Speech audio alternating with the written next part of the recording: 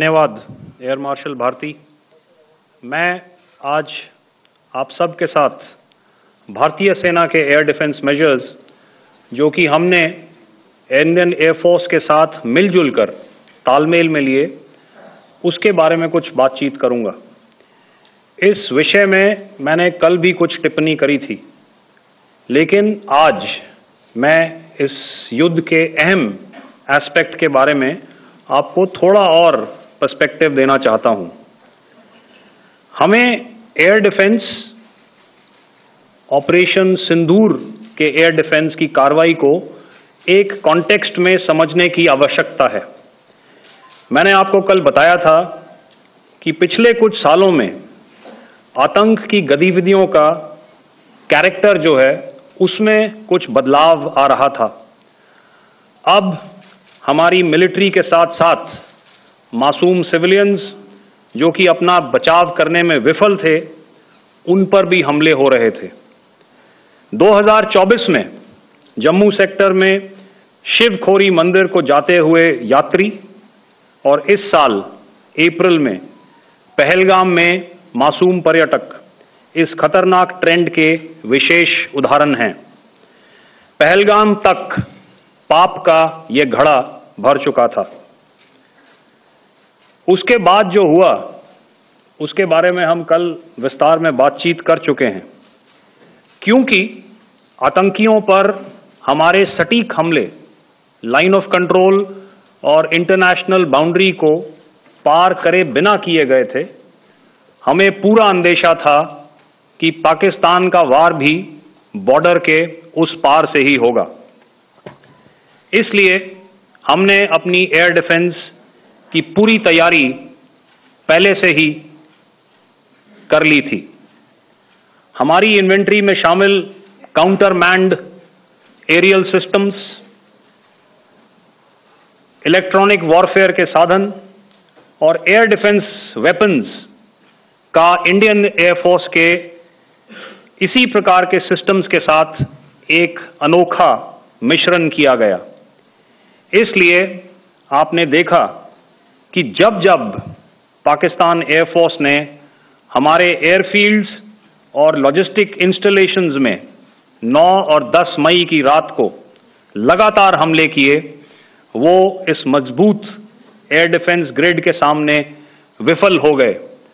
आपके सामने इस ग्रिड को एक तरीके से दर्शाया गया है। आप देख रहे हैं कि इंटरनेशनल बाउंड्री से कितनी layers, radars, counter unmanned aerial systems, उसके पीछे शोल्डर फायर्ड वेपन्स, हमारे विंटेज एयर डिफेंस वेपन्स जो कि काफ़ी सालों से हमारी सेना में हैं। एयर मार्शल भारती ने भी उसके बारे में बात करी।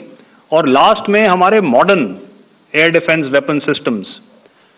तो कोई मौका नहीं था कि पाकिस्तान एयरफोर्स ये मल्टी टियर डिफेंस को पार करके पीछे हमारी एयरफील्ड्स या लॉजिस्टिक इंस्टॉलेशंस को टारगेट कर पाए।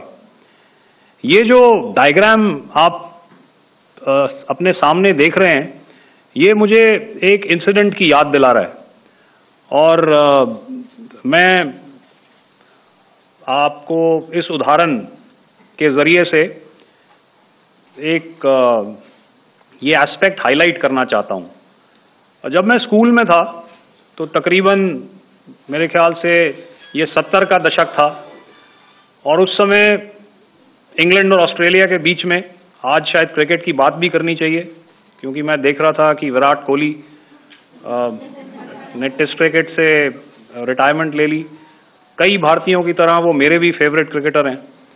तो 70 के दशक में ऑस्ट्रेलिया और इंग्लैंड की फेमस एशेज सीरीज चल रही थी, और उस समय ऑस्ट्रेलिया के दो बहुत तेज गेंदबाज जो कि क्रिकेट हिस्ट्री में बड़ा उनका नाम है, जेफ थॉमसन और डेनिस लिली, उन्होंने अंग्रेजी बैट्समैन और उनकी बैटिंग लाइनअप को तहस नहस कर दिया था।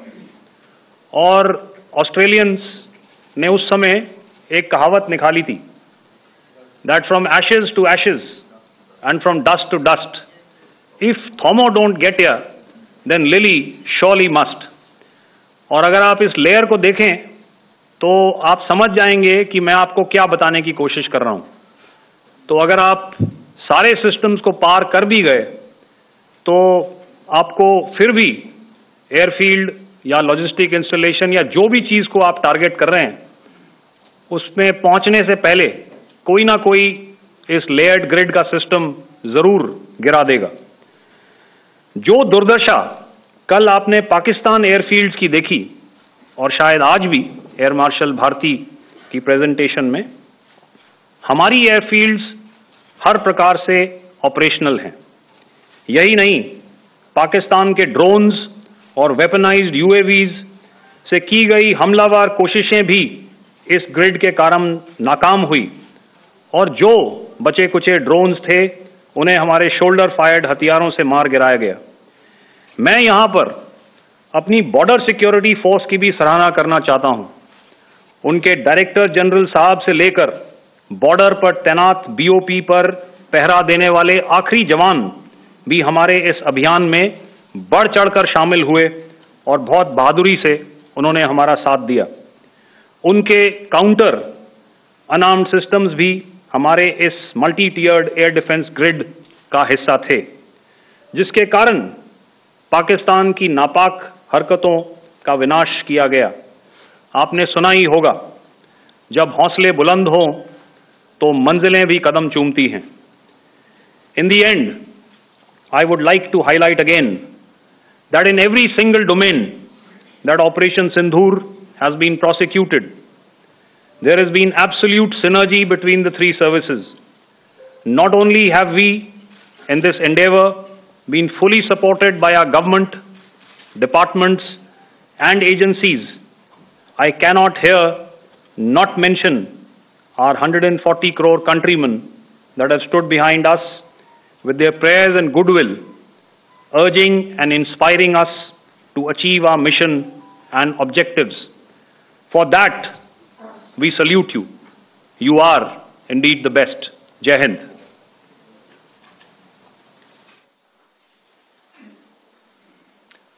Good afternoon, ladies and gentlemen. To talk about the air defense capability, the Indian Navy operates as a composite network force capable of simultaneously addressing threats emanating from all domains, that is air, surface and subsurface, through amalgamation of advanced sensors synchronized on the combat management systems.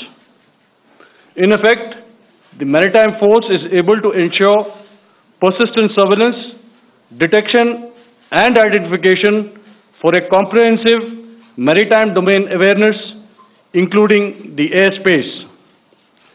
Effectively using multiple sensors and inputs, we are maintaining continuous surveillance to degrade or neutralize threats as they emerge or manifest, to ensure targeting at extended ranges. All these are conducted under the umbrella of a comprehensive and effective layered fleet air defense mechanism that caters for all threats, be it drones or high-speed missiles or aircraft, both fighters as well as surveillance aircraft.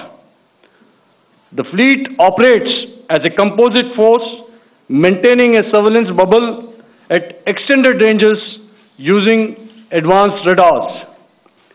Any aerial target that attempts to penetrate this bubble is detected and identified using various techniques and technologies, affording quick and clear distinction between commercial, neutral, and hostile aircraft or flying objects at ranges in excess of the anticipated attack range. The Carrier Battle Group, with its integral air wing, provides the first layer of this layered mechanism.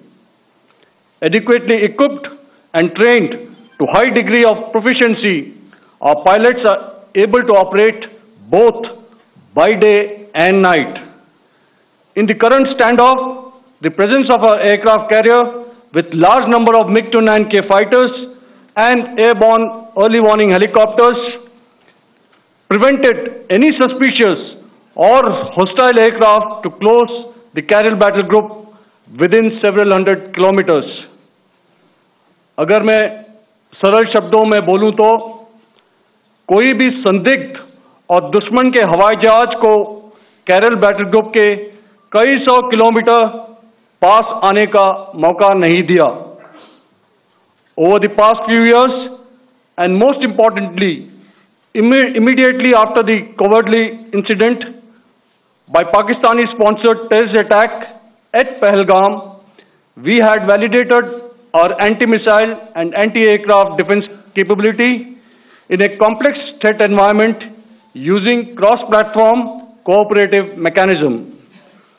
Our powerful carrier battle group with formidable offensive capability was able to operate with impunity and maintained an uncontested presence in the area of operations. Effectively, it compelled the Pakistani air elements to remain bottled up close to the Makran coast, denying any opportunity to be a threat in maritime space. The Indian Navy maintains a credible capability to detect, identify, and neutralize any aerial platforms that threaten our units at sea. To sum up, the Indian Navy's dominance thus ensured that, should we choose to, we can strike at will. Thank you, Shamdo Varna, Jai Hind. May I now hand over to Director General Air Operations for further proceedings. Thank you, Pramod.